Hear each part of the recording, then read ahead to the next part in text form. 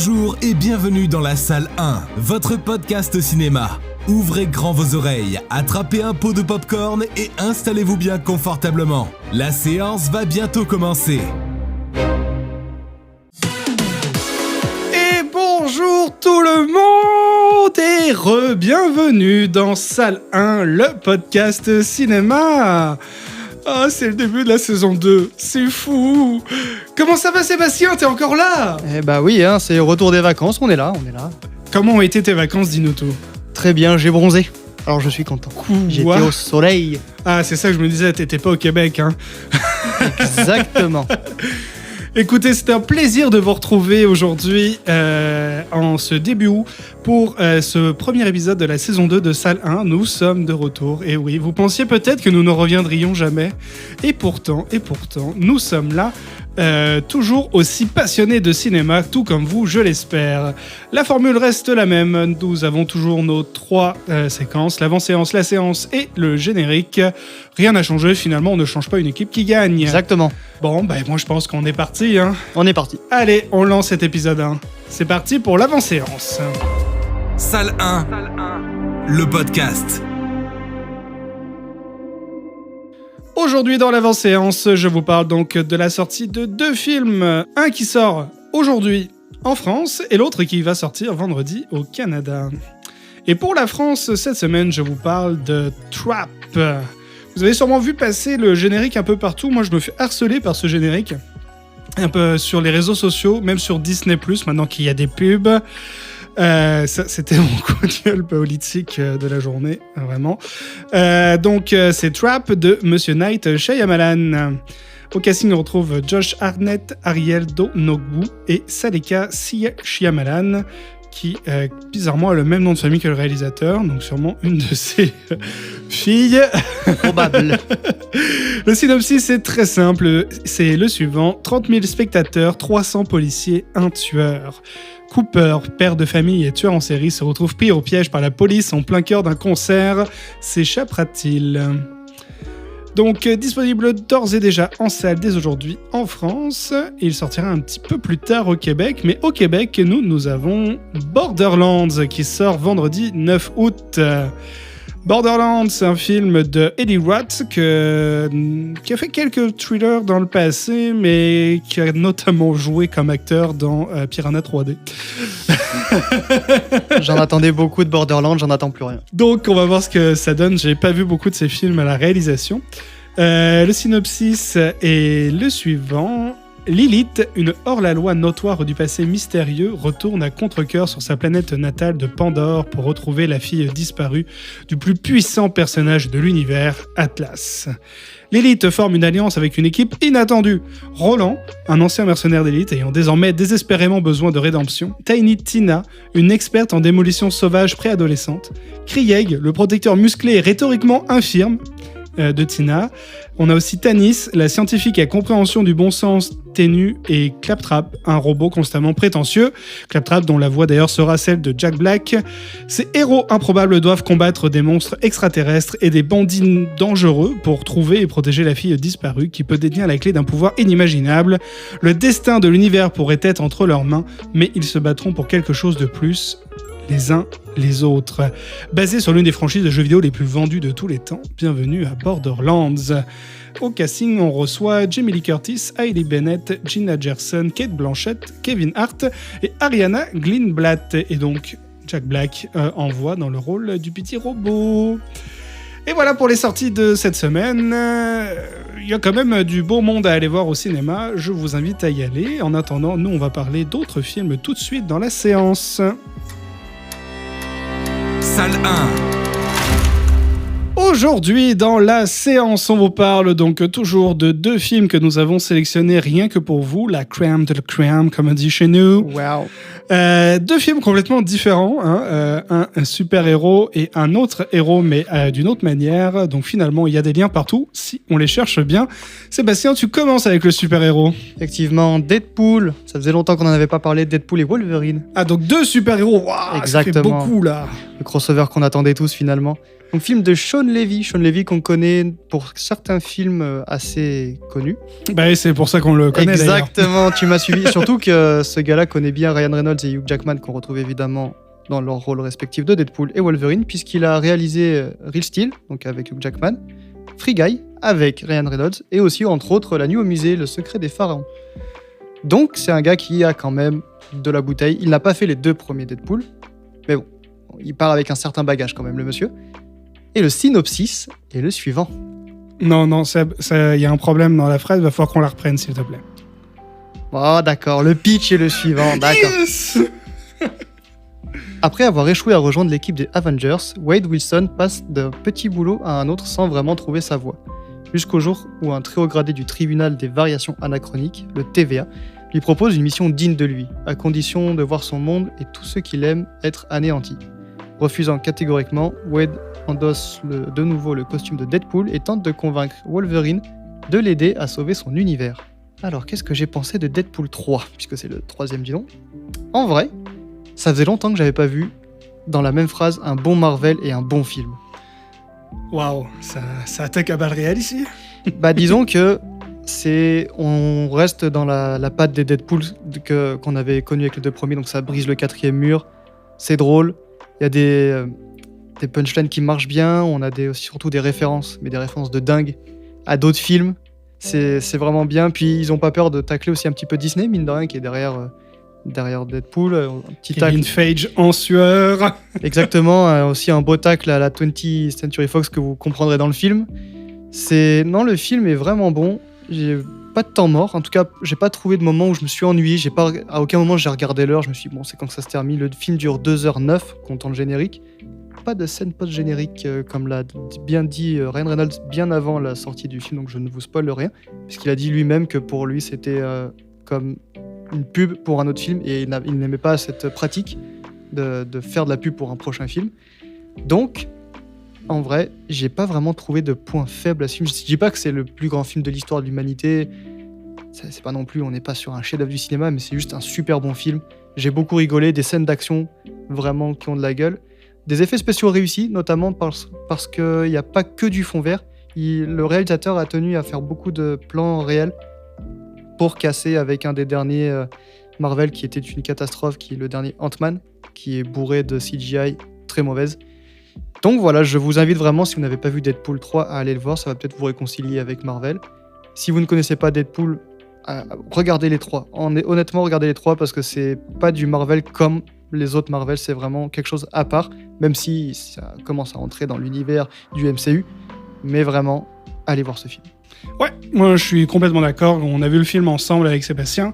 Un excellent Marvel que je trouve quand même un tout petit peu en dessous, selon mon avis, des 2 premiers, parce qu'il y a quelques petits détails qui me chagrinent, mais un nombre incroyable de caméos qui sont super agréables et vous allez passer un bon moment, c'est sûr et certain. Petite anecdote avant de finir, tu savais que 3 mois avant la sortie du film, il n'était pas terminé. Ils ont fait un crunch. C'est exactement. En fait, il a refait des scènes carrément. 3 mois, il a retourné des scènes, le réalisateur, 3 mois avant le début du film. Parce qu'il était pas satisfait ou parce qu'il en manquait ? Il n'était pas vraiment satisfait de ce qu'il avait. Il manquait quelque chose pour apporter au film finalement, donc il a décidé de retourner des scènes. Et une dernière petite chose, à l'écran, vous verrez que Ryan Reynolds et Hugh Jackman, ça fonctionne bien pour une raison très simple. Ils sont meilleurs amis et se connaissent depuis 20 ans.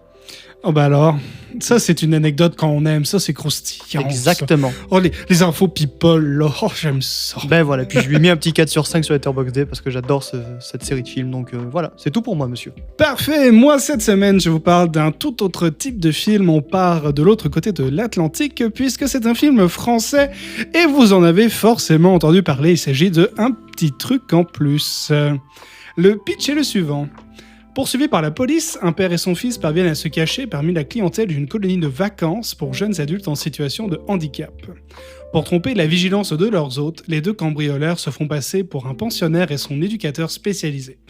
De jour en jour, leur présence au sein du groupe permet aux 2 hommes de voir la vie différemment, de dresser un certain bilan de leur existence et de repenser leurs relations. Au casting, on retrouve donc le réalisateur Artus, dans le rôle de Sylvain. Artus qui signe ici son premier film en tant que réalisateur.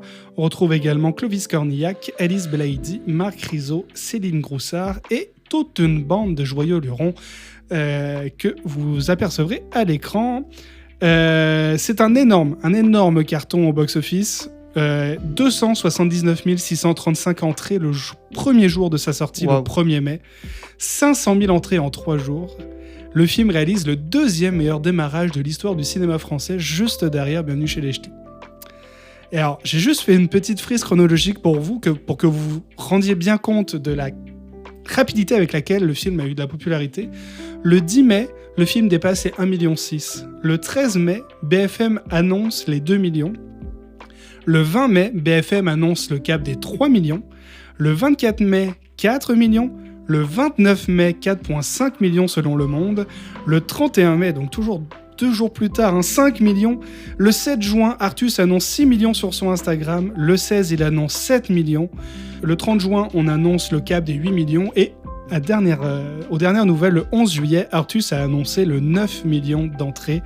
Juste en France, messieurs, dames. C'est fou. En France seulement, parce qu'à ça, on rajoute environ 400 000 entrées en Belgique, en Suisse et au Québec.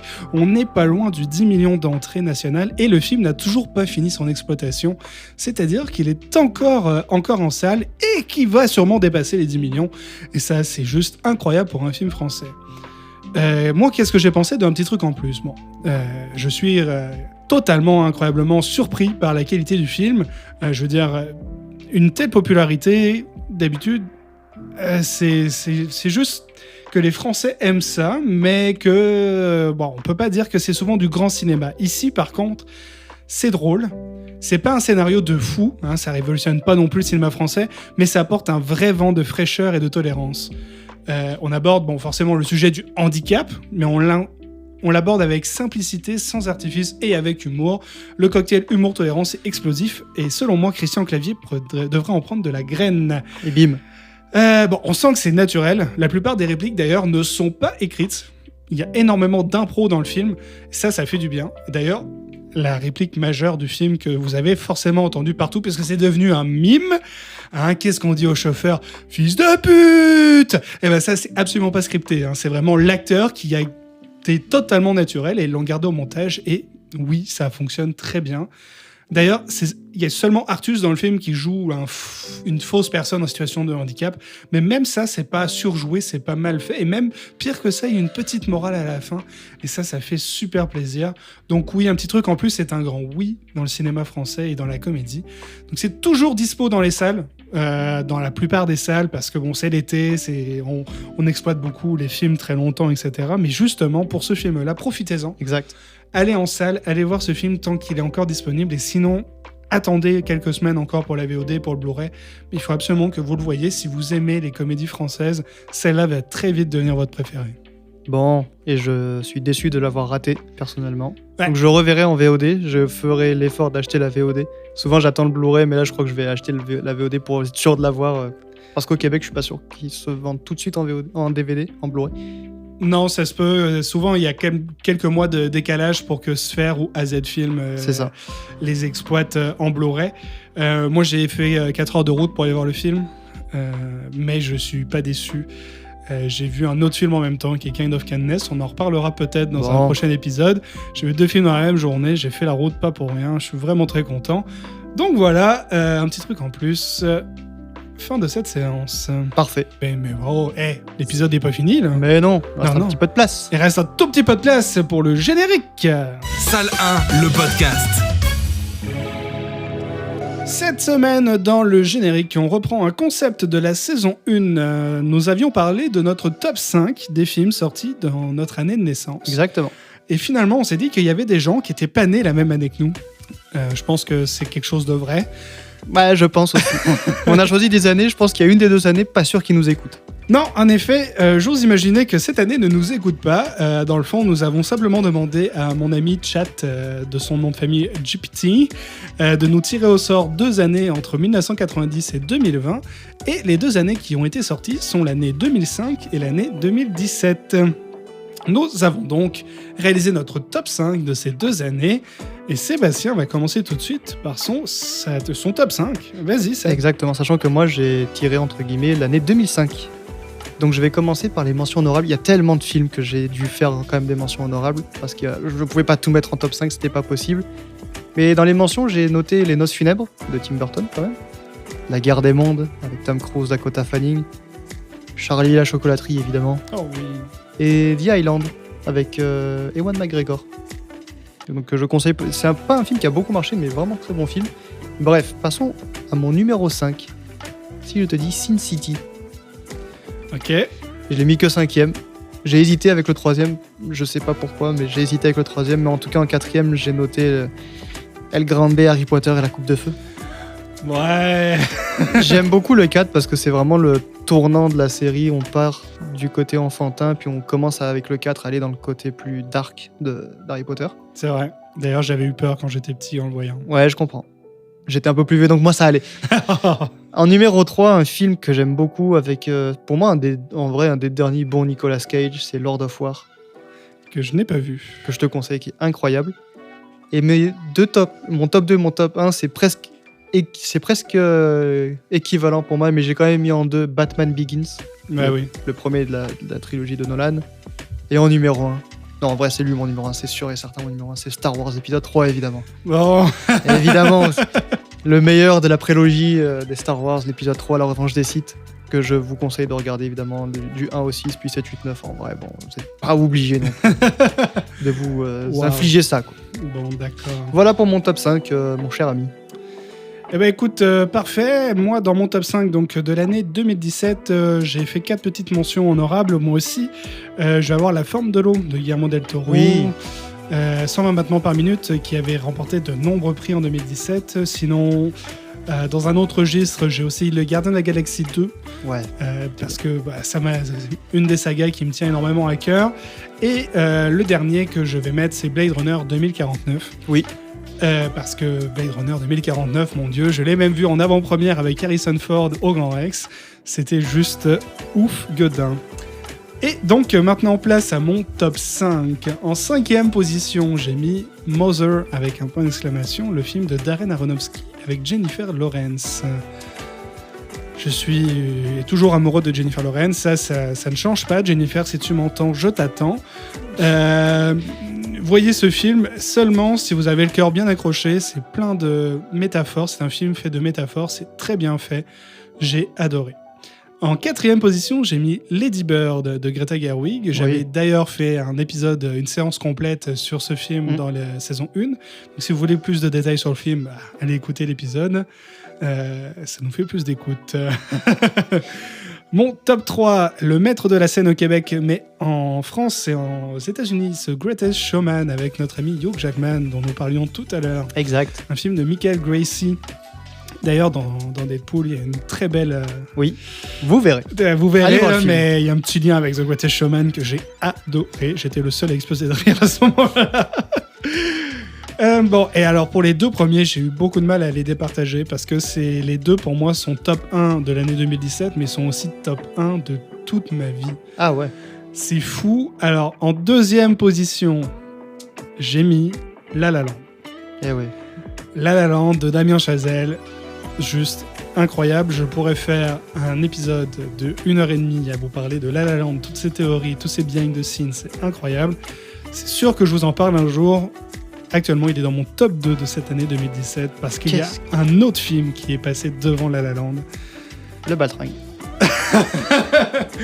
Non, c'est pas la bonne année, c'est les Dalton, voyons. Toujours pas, non, c'est Grave de Julia Ducournau. Ce film de fou, c'est mon film préféré de tous les temps. Donc, encore une fois, je pourrais m'étaler très longtemps sur le film, sur sa beauté, sur la qualité du jeu des actrices et la merveilleuse réalisation de Julia. Encore là, c'est un film qui a reçu des palmes au Festival de Cannes. C'est quelque chose... Palme d'Or d'ailleurs en 2017.